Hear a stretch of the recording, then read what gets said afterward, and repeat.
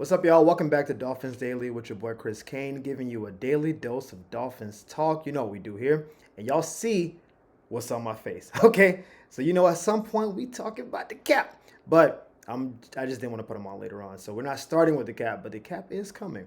We're actually starting somewhere that I have never heard of before, and I'm guessing most of you haven't as well.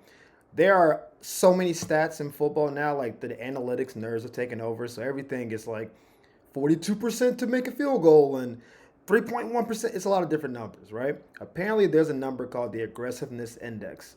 And this is how aggressive is your team. So, as you can imagine, teams like Detroit are very high. Teams like Washington are very high. Even teams like Philadelphia. That's what the tush push is. Every time you go for a fourth and inches, that's like an aggressive play call, right? Because not everyone can do a tush push, so they just kind of punt. And the idea is that you gain an advantage by staying on the field, right? So this can go one of two ways. You either feel like you have a great offense, like Detroit does, where Detroit feels like, hey, we don't think you can stop us 4 times in a row. And most of the time, Detroit is right. They had the greatest offense, one of the greatest offenses of all time, the best offense this year. A team like Philadelphia feels like we're just bigger than you. So we have a quarterback that squats 600, and we're just bigger than you. We're just going to run. And then a team like Washington is somewhere in the middle of that. Where Washington's offense was pretty good this year. I think they were top 10. Jaden was a rookie, but Jaden is so cool under pressure that they were like, we're going to throw everything at this kid. But also, their defense isn't great. So part of it was we need to be more aggressive on offense because our defense isn't great, right? And so at one point, this was like a faux pas, right? If it was 4th and 2, punt. You see the kicker come out, running it out, doing his little kick in place and stuff. Nowadays, if it's 4th and 5 or less, it's a good chance teams are going for it, except for the Dolphins. The Dolphins ranked 25th in the league, which is the bottom third of the league, which is weird because we have an offensive-minded coach and a team that's built around the offense. And the first game of the season, we went for it on a couple fourth downs early in the game against Jacksonville, and people were like, "Oh yeah, we're gonna be like Detroit and just go for it." As the season went on, we just didn't. We just didn't. And random offshoot of this is by not going for a lot of fourth downs, especially in the opponent's territory, it led to Jason Sanders having a better year because he got to do more long field goals. You don't make that many 50-yard field goals if you're not kicking from between the 30 and the 40, right? That's how you get to a 50-yard field goal. So if it's 4th and 3 from the 35, we were just like, gotta take the points. Come on, Jason. Where a team like Philly is like 4th and 3. I feel like we can get that on the ground. Like Mahomes, we can get that. Buffalo, we can get that. Um, so I don't know why that happened. I know part of it is that when Tua wasn't playing, we for sure were going for points and punting. But even when Tua played, we weren't super aggressive. And I wonder if that was Mike McDaniel trying to scale back like the offensive genius dude stuff, or if he was trying to protect the defense. Because if you go for it on fourth down and then you don't get it, you're usually putting your defense in a really bad place, right? And so the idea is like the fourth down should be part of your team identity. Don't just start like, so Minnesota is a great example. Minnesota is not a particularly aggressive team. They like Sam Darnold. They got Justin Jefferson to go, but they weren't going for a lot of fourth downs. And then when they got in high leverage games, they started going for fourth downs a lot. And so if you remember the game, I think Detroit last game of the season, they went for it in the red zone like 3 different times on fourth down, and they didn't get any of them. So they had all these red zone trips, and they were like, the odds say at some point we should score a touchdown. And they kept going 4 and out, and I think it started lowering the morale of the team, and then Sam Darnold started seeing ghosts, and the whole game got away from him. So I don't know if the goal is for the Dolphins to get more aggressive going forward. I do think this is an interesting stat, and I do think our defense was good this year, but it wasn't like lockdown elite. And our offense was very much kind of like in the middling, 22 to 24 points a game. And so I do think we left a lot of points on the field. Also, when you go for it on these fourth downs, it helps if your quarterback can run. It helps if you're not afraid of your quarterback being hit. It also helps if you have like certain personnel. So like Philadelphia has Saquon Barkley and Jalen Hurts. But Baltimore has Derrick Henry and Lamar. Like Buffalo has Josh Allen. And so when you have a like an alpha, like just a big dude or a super fast person, you can do more stuff. The offense for the Dolphins is based on misdirection and a lot of like quick hitters. And so maybe in a fourth and short, that's not the most ideal offense to run. aggressive plays, but it's just something to keep on your radar because we weren't super aggressive this year. And I think the way the league is going now, if you're not being aggressive, that means that you're kind of playing old school ball. And old school ball does not work. What are these bubbles doing? That was wild. Did y'all see that? Okay, we're gonna keep rolling. Um, so the reason I have the glasses on is because we're talking about the cap, right? And so some people don't. We don't really specify what the cap is. Like the cap in the NFL goes up periodically. So usually it's between like 240 and like 280 million dollars kind of thing, and you're paying everyone. And so when you're in cap trouble, it basically means that you've over leveraged yourself for the following season. So when we gave Tua the contract in the offseason, a lot of people were like, why give him the contract now? Let him play his 5th year option out. And then if he earns it, give him a contract, right? This was a very common theme amongst the media people. Like, has he earned a contract? And it was a whole thing. Also, they just like talking about Tua. But part of what happened by giving him an extension is that his cap hit for this year went from 26 million down to 9 million. So what it did was free up that money for this year. So, okay, that's great.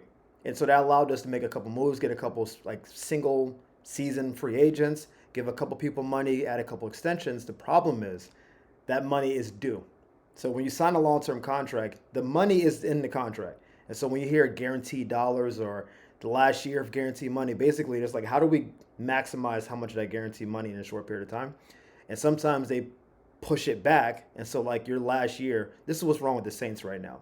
The Saints basically pushed all their money for Taysom Hill, Drew Brees, like Michael Thomas. They pushed all of it back. Like, oh, we'll figure it out later. And later is now. Now it's like, oh, snap. We got to pay out 30 million cap hit to this guy. Taysom Hill is 40 million against the cap. And all of a sudden their money's all over the place because 5 years ago they were trying to win a Super Bowl. And they said, we don't need a cap today, but eventually you will. So Tua this year wasn't a big cap hit. But next year, he's 36 million against the cap, which isn't that's not crazy amount, but it's a jump. But 2 years from now, he's 56 million against the cap, which is a giant part. That's basically a sixth of the salary cap to one person. And so what you can do is restructure contracts. Restructuring a contract basically is we're going to give you more money up front, and then we'll space out the rest of the money on the back end. But that also means we got to pay out more money on the front end. So I assume before 2026, they will restructure Tua's contract. I hope they do. But what that means is that you have to add more years on the back end. So right now, the contract extends for another 4 years, right? But they will have to extend it for another 5 or 6 years. So now they're going to be paying on his contract for a longer period of time, which means you're going to short term get some cap relief, but long term is still going to stress you out. It's like debt. That's what the cap kind of is for a lot of teams. It's like, how much debt can we put off into the future and feel good about? And just like real life, you put too much debt off, the debt does come due and it comes with interest. And so the Dolphins, we are right up against our debt limit right now. And that's why, getting good players in the draft, getting value players like a Kendall Fuller for $8 million as a cornerback, even though he was hurt, so we didn't quite get the value, but having a starting corner for $8 million, that's a really good value because starting corners are going for 15 to 20 million, right? So you have to figure out how to make the money work because at a certain point, like San Francisco's about to find out, you're going to have to start cutting people. And Debo, almost certainly out of there. If they don't restructure Trent, and Trent has never really been one to mess around with his money, then that might be a problem. Christian McCaffrey just got a new deal. That could be a problem. Like, they're going to lose Charcavius. I don't know how to say his first name.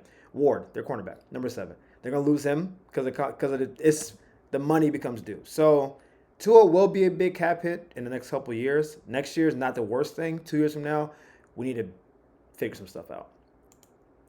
And finally, we have to get into the question of what to do with our secondary, right? We did a Javon Holland segment about a week ago, and I think the idea is that Javon will not be returning. He's going to want top of the market. Dolphins can't afford top of the market. And even his statement was like, if I stay, it'd be cool, but if I don't stay, life will happen. And he knows he will make money somewhere.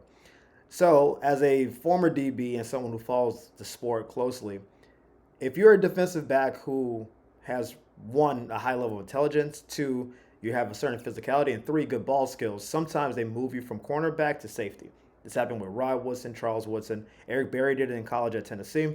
And so it's a good way to elongate your career because once you get into your early to mid 30s, you don't have as much quick twitchiness as a cornerback, but receivers get bigger, faster, and stronger every year. And so you don't want to be like Richard Sherman his last year with San Francisco. Where Richard Sherman early in his career was rangy, long arms, and all that. Had they moved him to safety, he probably would have served better. But when you started seeing him guard 23-year-old receivers, it was like, he's kind of getting chewed up a little bit. Now, Ramsey is still a really good corner. Like, he's top 10, probably in the bottom 5 now behind Pat and, Jair Alexander and some of these other guys. Like, he's probably in the bottom tier of the top 10, but he will be instantly top 5 as a safety. And he can play longer. And I don't know if he wants to move to safety, but if we can move him there in Javon's spot and then draft a corner with our second round pick, maybe the fourth round pick or a compensatory pick, then you have a young corner, but now you have Jalen Ramsey as his backup, which I like. I don't want Jalen Ramsey doing his job. Oh, somebody got behind Jalen, and now we have a rookie back here trying to save the day. Like, I prefer to have experienced, smarter people on the back end. And corners, they can be aggressive on the front end, and we can protect you on the back end. So if we decide that's the move, there are not a lot of great safeties in this draft. But if we move him there, then the first round pick doesn't have to be on a safety. It can be on an offensive lineman. Now you're getting the third or fourth best O-lineman in the draft, and you got safety protected. So we're protecting Tua, and Jalen will be protecting our defense. I think it's a really smart idea because I never thought Jalen was ultra fast. He's just really good. He's really good positionally. He knows where he should be on the field. So I think Jalen to safety makes a lot of sense. It's up to him, I guess, if he wants to do that. But we'll see. We haven't made the decision yet because we haven't really decided what to do with Javon. But he's most likely out of there. But anyway, that will do it for today's Dolphin Daily. Thank you guys for tuning in as always. We give you daily content. I hope you enjoy it. We will see you next time. Peace.